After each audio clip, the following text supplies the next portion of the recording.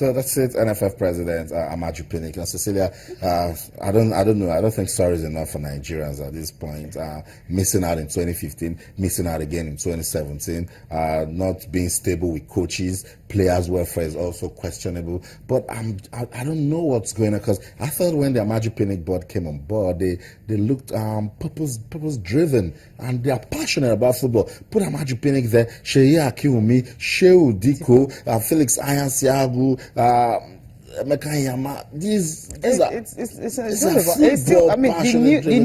the new personalities you have there is actually Amaju Pinnick and all that. The others have been on the board before, but and Sheyi Akiwumi also came in and all. But the big question you ask yourself is, when at the time they actually came in, you have a Nigerian Football Federation board who actually achieved so much. So much was actually expected of them. I think that's where the issue started. You just have I know everybody now. You just have a board who just won the Nations Cup after how many years? You understand? You just have a board who've achieved so much. They went to the World Cup. They finished best. I think the 16th best team in the world at that time when Super Eagles went to the World Cup. They got to the quarterfinals for the first time since the last time they did it in 1994. So you're looking at that. You're looking at the achievement those who Megari-led board actually had before he came in. So much was actually placed on him. And of course, he talked about winning the African Women's Championship, and they're asking yourself, come on, Nigeria have been winning it, and they were already ready before they actually came in. It wasn't as if it was their board that actually made the preparations and all that.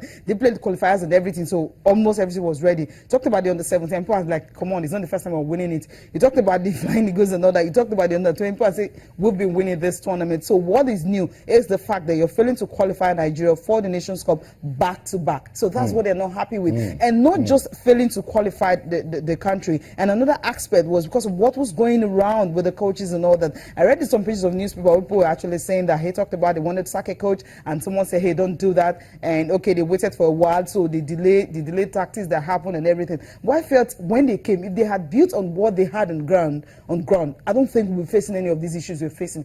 Trying to actually overhaul a system and bringing in something new, sometimes it affects whatever you're trying to do. If maybe this board had actually allowed Stephen Keshi, who just came back from the World Cup and all that, settle whatever issues they were having and allowed him to continue, I doubt if Stephen Keshi wouldn't be able to qualify Nigeria for 2 consecutive Nations Cups. It wouldn't have happened. I'm just saying maybe, maybe. Yeah, but then if you really want to cover your loopholes and all that where you failed, you look at what you could have done and couldn't do and try not to repeat it anymore. You have a new board, change is inevitable. Yeah, of course. Very, very but what happens to you building on what you've made instead of trying, hey, whatever has been there before, all of them should be gone. Yeah, sometimes people just want to be responsible for their actions. It's all about action and consequences. Now, this Pinnick board understands that it brought Sunday Olise, and they are taking responsibility for whatever has happened with Sunday Olise.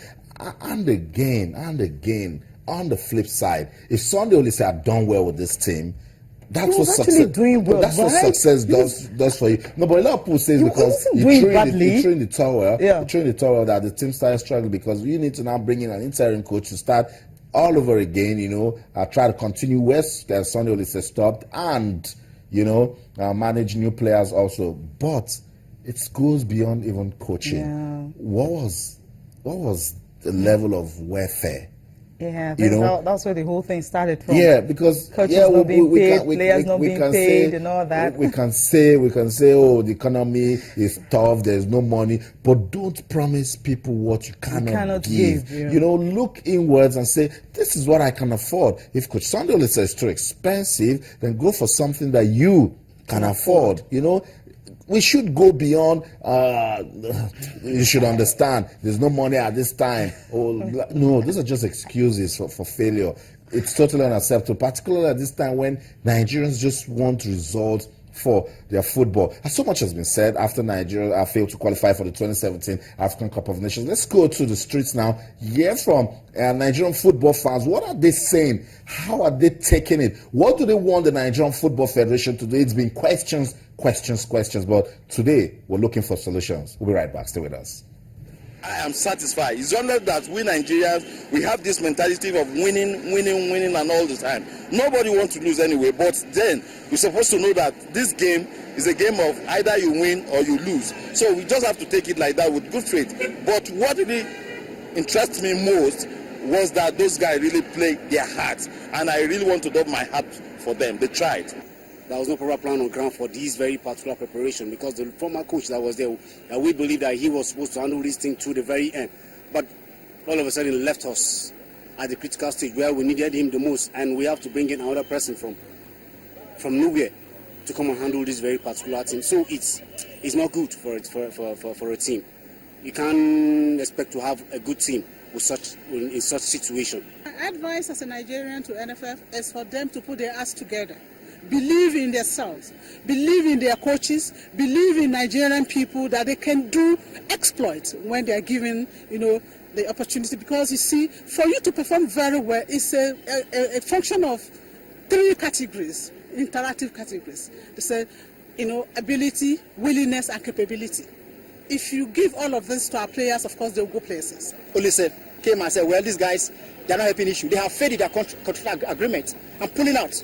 Olise pulled out and they never took that young man serious. Would you have expected magic, the magician to come and what do you say from him? Siasa came, he did his best, but we should know that where we failed as a nation, where NFF failed, was when they allowed Olise was disgraced. When I use the word disgrace, you couldn't pay him his salary. You could not pay his boys. These are all these things they have a part to play. They affect these guys who are going to give us the 3 money points we needed. So it's hard time, just as I said earlier, it's hard time these guys they come down and face the reality. The reality must be faced once and for all. There are people who know how to handle this administration. If you put it into place, give them the space to really fly. Football is related that unite Nigerians. But it's unfortunate, these guys, they keep playing politics every year in, year out. And you guys are not smiling. Yeah, nobody's smiling at this. I feel for. I'm smiling because I feel for the NFF. They just need to do all they can to make sure that the country something. What can they really do right now? Just do something drastic. We're not playing anything in June because Chad had said, "Hey, we're no more playing." I wish. Okay. Enough of Nigerian Football Federation right now. Some matches were actually played yesterday. I think we should focus on that because I love what happened. In Katsina, where Aqua 13, Aqua United had to go there to score 3 goals in 15 minutes. Before Economy knew what actually hit them, it was really, really too late for them. Well, I think Aqua United knew what they wanted to do, and of course, they just went all out and ensured that the likes of Emeka Isaac, Ubong Ekpa, your best friend, and you have Chigozie Emmanuel, all of them scoring. The home fans, they were actually silent. After that, they couldn't cheer anymore. Well, for Ibrahim Mustafa, he actually tried to equalize for Economy, but then the 3 minutes before halftime, but that was all they could achieve. So 3-1 it ended. So Aqua United winning away from home. And Warri Wolves, I'm looking at Warri Wolves this season. I asked the question, what's happening to this club? 4 goals to nothing. That's a very bad result. Yeah. I understand they went away from home against Wiki Tourist. Fine, you understand it. But you losing 4 goals to nothing, and even have Idris Mohammed actually scoring a brace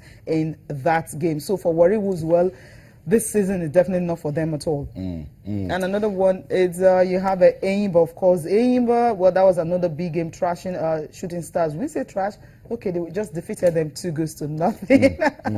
And of course, about 15 shots they had on goal and almost 7 on target, but 2 they were able to convert. And it was you have Aziz, and of course the other guy talking about Joseph Osadia were the ones who scored on either side of the break in Umaya for them to be able to get all 3 points. So for them now, they've gotten about 9 points, so they've actually left that that relegation. Now 16th on the table. So well, let's talk about Aqua United. Good result for them. Again, tells you why an experienced coach can take a team from one level to another. Maurice Coleman has been there, done that with football in Nigeria.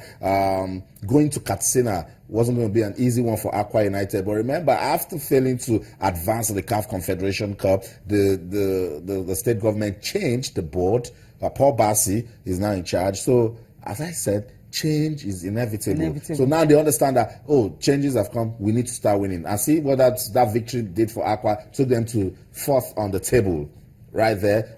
Enugu Rangers still on top. Ifeanyi Uba got a victory yesterday. Wiki Tourist thrashed Warriors by 4-0. They are third on the table, and then Aqua United is fourth. Now look at where MFM is.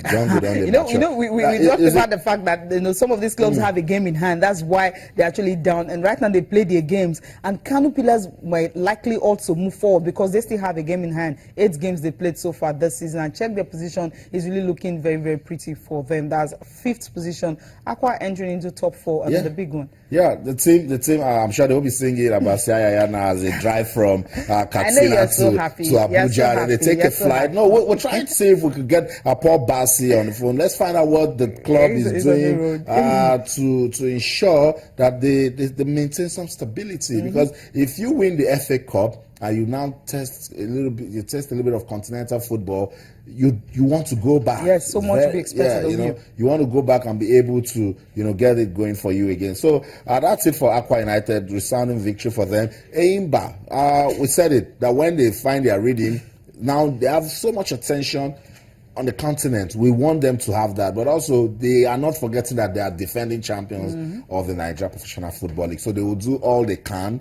to make sure that they're closing that gap. Because sometimes you look at it, what are they even doing at 16th on the table? That's because they've played just 6. They have 3 more games. Some clubs have played 9. They have 3 more games to go. Fine. So anytime, any day, I know they will be on that top 4 and they will give a good chase to the title. They're a very disciplined side. They're experienced. When they need to win, they make good use of character and they go on to win. That's what that's just tradition, and that's their winning mentality for them. So anytime they even go away, even the Enugu Rangers game that they lost, a lot of people are but Enugu Rangers needed to just win that because over the years they haven't been able to beat them. So big ups to Eimba and every other club. We like the fact that the Nigeria Professional Football League is getting better, and one of the ways we need to ensure that it gets better is if clubs stay with the rules and regulations the game for that the league management company has put out there for clubs to follow.